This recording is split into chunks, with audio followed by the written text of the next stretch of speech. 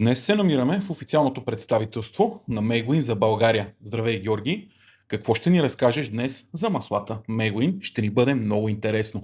Здравейте! Днес имаме огромното удоволствие да си партнираме с нашите колеги от renovация.bg.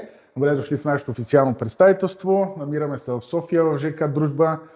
Ние сме представител на самата марка от около 20 на години.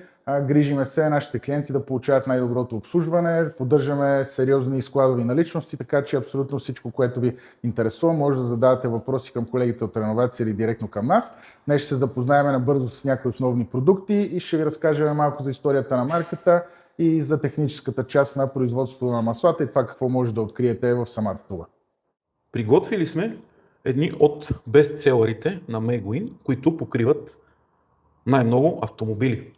Днес конкретно ще говорим за Compatible 5230. Това е най-използваното масло към днешна дата, защото масово автомобилите в България се нуждаят от 5230 и Compatible покрива доста от тях.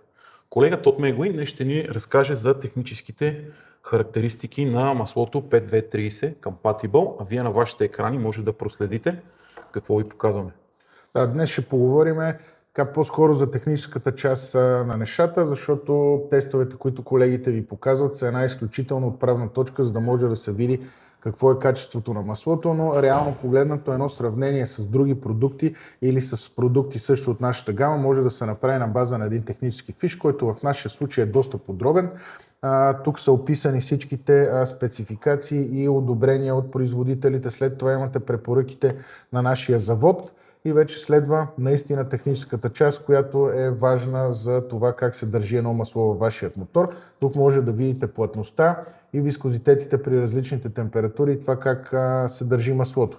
След това вече ще минем на по-важните показатели, които са вискозитетния индекс. Това определя как се държи маслото при високи и при ниски температури и доколко запазва вискозитет си при промяната в работа в мотора.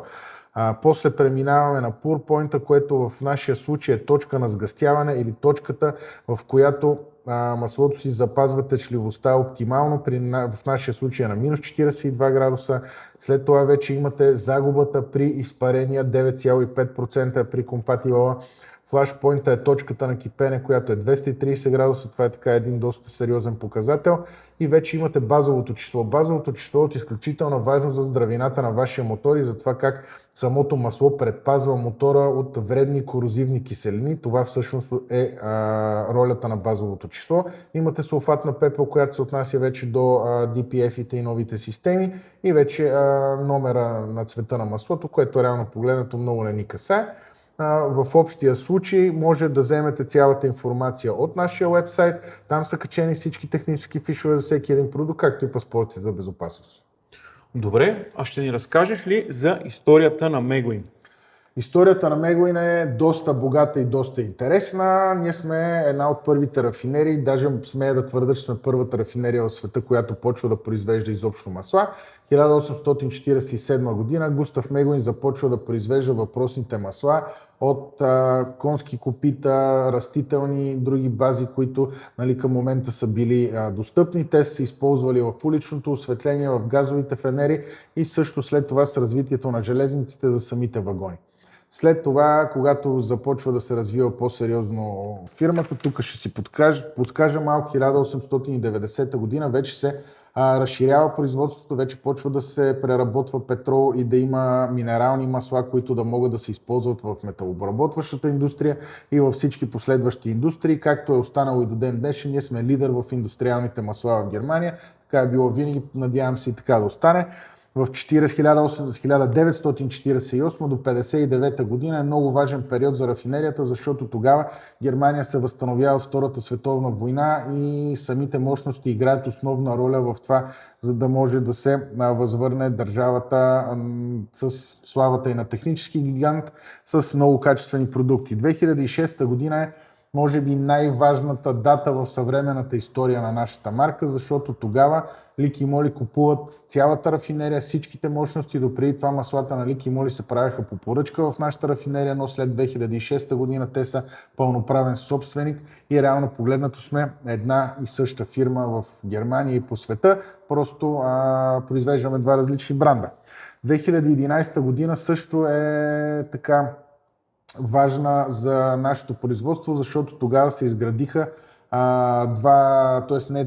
основните танкове, в които се съхраняват суровините. Те събират до около 18 милиона тона суровина. Директно е на пристанището това нещо, пристигат суровините и базовите масла, оттам посредством тръбопроводи пристигат директно в рафинерията и започват да се обработват. 2014 година до 2017 се направиха инвестиции от около 20 милиона евро в нови мощности, нови конвейери, в лабораторията също се инвестираха някакви пари, за да може да поддържаме това качество. Всичките тестове се правят при нас, всичките рецептури са наши, абсолютно всичко се прави в нашата рафинерия. Не разчитаме на друго производство или да правим някои от продуктите на Ишлеме, всичко се случва винаги само при нас.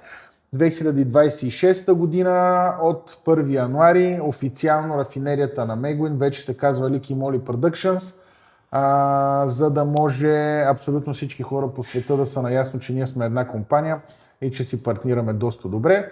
Продуктите и на двете марки са изключително качествени, така че ви приветствам да ги опитате и ще останете доволни със сигурност.